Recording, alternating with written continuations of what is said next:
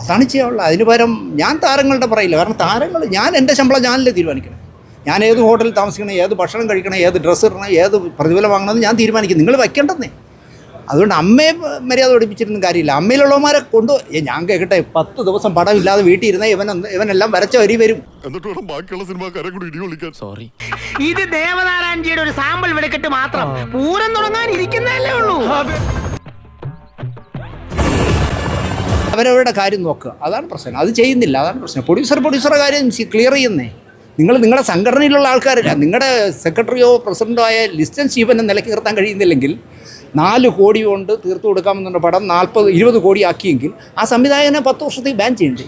അതിന് പകരം പ്രൊഡ്യൂസേഴ്സ് അസോസിയേഷൻ്റെ നേതാവ് തന്നെ വിളിച്ചോണ്ടി അടുത്ത പടം ചെയ്യാം. പിന്നെ ഇത് ആരെ കൺട്രോൾ ചെയ്യണം? എവർക്ക് എന്നിട്ട് അമ്മയെ കുറ്റം പറയാൻ എന്തെങ്കിലും യോഗ്യതയുണ്ടോ?